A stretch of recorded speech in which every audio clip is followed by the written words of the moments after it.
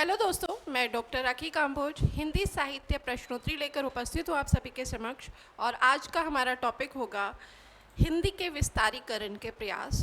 कल भी हमने इसी से संबंधित प्रश्नावली की थी और आज के प्रश्न भी इसी पर आधारित हैं। चलिए शुरू करते हैं आज की प्रश्नावली। आज का पहला प्रश्न है, भारत के पास एक राष्ट्रभाषा होनी चाहिए और वह केवल हिंदी ही हो सकती है। स्वतंत्रता पूर्व यह कथन किसका था? किसने कहा था कि भारत के पास एक राष्ट्रभाषा होनी चाहिए और वह केवल हिंदी ही हो सकती है? विकल्प है हमारे समक्ष, महात्मा गांधी, लोकमान्य तिलक, स्वामी दयानंद सरस्वती या राजश्री पुरुषोत्तम दास टंडन। कौन है? तो ये भारत के पास एक राष्ट्रभाषा होनी चाहिए और वह हिंदी ही हो सकती है, ये बात कही थी स्वामी दयानंद सरस्वती ने। किसने कही थी? स्वामी दयानंद सरस्वती ने। ठीक है।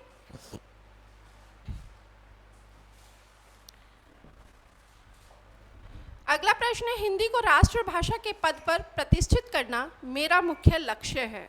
ये किसने कहा था कि हिंदी को राष्ट्रभाषा के रूप में प्रतिष्ठित करना मेरा मुख्य लक्ष्य है? विकल्प है मदन मोहन मालवीय, राजश्री पुरुषोत्तम दास टंडन, काका कालेलकर, सुभाष चंद्र बोस। तो किसने कहा था हिंदी को राष्ट्रभाषा के रूप में राष्ट्रभाषा के पद पर प्रतिष्ठित करना मेरा लक्ष्य है? ये कहा था राजश्री पुरुषोत्तम दास टंडन ने। ठीक है। तीसरा प्रश्न है, राजश्री पुरुषोत्तम दास टंडन के विषय में कौन सा कथन सही है? उन्हें हिंदी का प्रहरी कहा जाता है। याद रखिए, राजश्री पुरुषोत्तम दास टंडन को हिंदी का प्रहरी कहा जाता है, ये बात सही है। संविधान सभा में उन्होंने हिंदी को राजभाषा बनाने के लिए कड़ा संघर्ष किया, ये बात भी सही है। उन्होंने हिंदी के अंकों के स्थान पर भारतीय अंकों के प्रयोग पर बल दिया।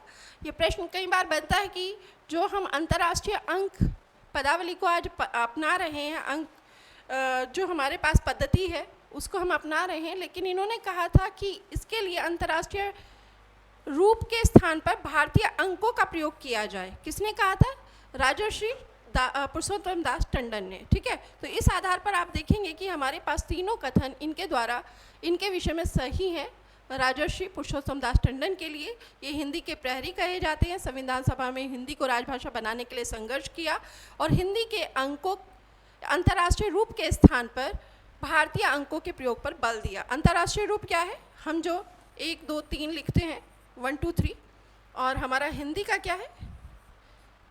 3 इकाई, 4 इकाई, 5 इकाई, ये वाला जो है ये इसकी बात करते थे। ठीक है, ये इसकी बात नहीं करते थे। तो हमारा उत्तर यहाँ क्या हो जाएगा? हमारा डी विकल्प सही हो जाएगा। ऊपरी सभी कथन सत्य हैं। अगला प्रश्न है, भारतेंदु हरिश्चंद्र के व्यक्तिगत प्रयासों के बारे में निम्नलिखित में से कौन सा कथन सही है? आज के प्रश्न आपको दिखाई दे रहा होगा कि व्यक्तिगत प्रश्न आ रहे हैं, क्योंकि हमारा जो पाठ्यक्रम है उसमें है हिंदी के विस्तारीकरण के व्यक्तिगत और संस्थागत प्रयास। कल हमने संस्थागत प्रयासों पर बात की थी, आज हम व्यक्तिगत प्रयासों की बात कर रहे हैं। किस व्यक्ति के लिए क्या उसने हिंदी के लिए प्रयास किया, हिंदी के विस्तार के लिए, उसी पर बात कर रहे हैं। ठीक है। तो ये है भारतेंदु हरिश्चंद्र के विषय में बताना है कि इन्होंने क्या प्रयास किए, कौन सी बात इनके लिए सही है। उन्होंने निज भाषा उन्नति है के माध्यम से स्वभाषा के महत्व को प्रतिपादित किया। बिल्कुल, निज भाषा उन्नति है, सब बिन निज भाषा ज्ञान के मिटे न हिय कुसूल, ये बात यही कहते हैं। उन्होंने कवि वचन सुधा, हरिश्चंद्र मैगजीन जैसी पत्रिकाओं का संपादन किया, ये बात भी सही है। 1868 में इन्होंने हरिश्चंद्र कवि वचन सुधा का किया और 1873 में हरिश्चंद्र मैगजीन का संपादन किया। ठीक है। तो दूसरा कथन भी सही है। उन्होंने नई पौध को हिंदी साहित्य की ओर आकर्षित करने के लिए लेखन की नई शैली विकसित की, ये बात भी सही है। नई शैली कौन सी थी? इन्होंने अभी तक आप देखेंगे रीतिकाल तक जो साहित्य लेखन था वो काव्य के माध्यम से अधिक था, पद्यात्मक था, लेकिन इस समय गद्य का विकास, इसीलिए रामचंद्र शुक्ल आधुनिक काल को नाम ही देते हैं गद्य का। ठीक है। तो उसका प्रयास कहाँ से किया गया? भारतेंदु से ही शुरू हुआ। इन्होंने लेखन के लिए नई पौध को आकर्षित करने के लिए लेखन की नई शैली विकसित की, ये बात भी सही है। इस आधार पर हम देखेंगे कि जो हमारा उत्तर क्या हो जाएगा, इनके व्यक्तिगत प्रयासों में ये उपर्युक्त तीनों बातें सही हैं। तो उपर्युक्त सभी कथन सत्य हैं। अगला प्रश्न है, हिंदी को आम आदमी की भाषा बनाने के लिए गांधी जी ने क्या व्यक्तिगत कदम उठाए? महात्मा गांधी जी के लिए पूछा गया है कि उन्होंने क्या व्यक्तिगत कदम उठाए थे। उन्होंने दक्षिण अफ्रीका से लौटने के बाद हिंदी को राष्ट्र की एकता का सूत्र माना। कब आए थे दक्षिण अफ्रीका से? 1915 में। गांधी जी ने अपने पुत्र देवदास गांधी को हिंदी प्रचार के लिए दक्षिण भारत भेजा। ये बात भी सही है। क्या नाम है इनके पुत्र का? देवदास गांधी। उन्होंने हिंदी नवजीवन पत्र का संपादन कर हिंदी के सरल रूप को बढ़ावा दिया। और सरल रूप क्या था? हिंदुस्तानी, जिसे कहा गया। ये बात भी सही है।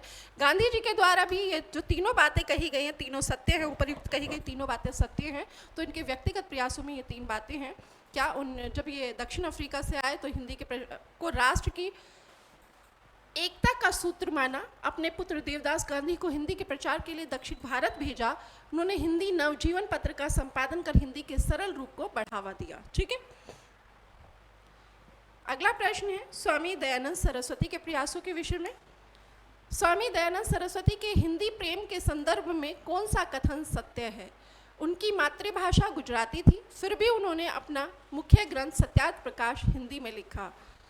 उन्होंने आर्य समाज के माध्यम से हिंदी अर्थात आर्य भाषा के प्रचार का आह्वान किया। केशव चंद्र सेन की सलाह पर उन्होंने हिंदी में व्याख्यान देना प्रारंभ किया। सत्यार्थ प्रकाश की भाषा क्या है? हिंदी है। उन्होंने आर्य समाज के माध्यम से हिंदी का प्रचार का आह्वान किया। बिल्कुल सही है। केशव चंद्र सेन की सलाह पर उन्होंने हिंदी में व्याख्यान देना प्रारंभ किया। ये बात भी सही है। तो इस तरीके से स्वामी दयानंद सरस्वती के विषय में जो तीन कथन कहे गए तीनों सत्य हैं और इस आधार पर हमारा उत्तर हो जाएगा ऊपर सभी कथन सत्य हैं। अब आपको ये बताना है कि सत्यार्थ प्रकाश इन्होंने लिखी कब थी? तो याद रखिए इन्होंने सत्यार्थ प्रकाश 1874 में लिखी थी और आर्य समाज की स्थापना कब हुई थी? 1875 में। ठीक है। कहाँ हुई थी? लाहौर या बम्बई? तो इसकी स्थापना बम्बई में हुई थी। ठीक है। स्वतंत्रता संग्राम में प्रताप पत्रिका के माध्यम से हिंदी और राष्ट्रवाद का प्रचार करने वाले व्यक्तित्व कौन थे? स्वतंत्रता संग्राम में प्रताप पत्रिका के माध्यम से हिंदी और राष्ट्रवाद का प्रचार करने वाले व्यक्तित्व कौन थे? तो कौन थे प्रताप? किसके द्वारा निकाला गया था? गणेश शंकर विद्यार्थी के द्वारा। किनके द्वारा? गणेश शंकर विद्यार्थी। ठीक है। ये रहा हमारा बी विकल्प। माखनलाल चतुर्वेदी के बारे में बात की जाए तो ये 1955 में इन्हें एक पुरस्कार मिला था जो हिंदी में पहला पुरस्कार था साहित्य अकादमी। साहित्य अकादमी की स्थापना कब हुई थी? पुरस्कार की 1954 में हुई थी और 1955 में इनकी रचना हित तरंगिणी को प्रथम साहित्य अकादमी पुरस्कार मिला था। हित तरंगिणी।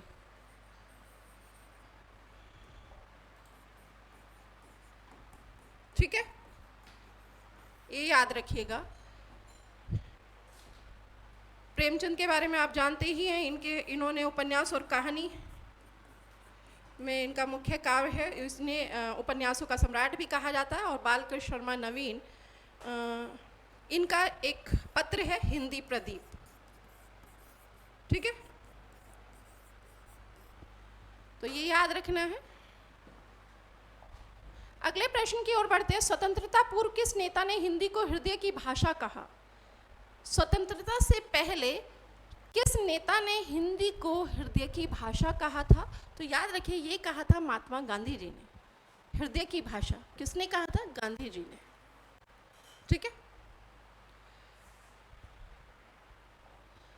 स्वतंत्रता आंदोलन के दौरान हिंदी को हिंदुस्तानी का तात्पर्य है हिंदी और उर्दू का सरल रूप में प्रचारित करने के सबसे बड़े समर्थक कौन थे? स्वतंत्रता आंदोलन के दौरान हिंदी को हिंदुस्तानी के रूप में प्रचारित करने वाले सबसे बड़े समर्थक कौन थे? बाल गंगाधर तिलक, महात्मा गांधी, वल्लभ भाई पटेल या लाला लाजपत राय। तो हिंदुस्तानी के सरल रूप को प्रचारित करने में सबसे बड़े समर्थक गांधी जी ही रहे हैं। कौन रहे? गांधी जी। बाल गंगाधर तिलक के द्वारा 2 पत्र निकाले गए थे और कौन कौन से थे? केसरी और मराठा। ठीक है। ये थी हमारी आज की प्रश्नावली और आज का अंतिम प्रश्न है। अखिल भारतीय हिंदी साहित्य सम्मेलन के प्रथम अध्यक्ष कौन थे? हिंदी साहित्य सम्मेलन ये संस्थागत प्रयास है हिंदी के प्रचार के लिए। तो हिंदी करती हूँ कि ये प्रश्नावली आपके लिए लाभदायक रहेगी, क्योंकि ये नए टॉपिक हैं जो कि पाठ्यक्रम में इस बार जीडीसी के सिलेबस में जोड़े गए हैं, तो हमें इस पर भी काम करना होगा। फिर मिलते हैं।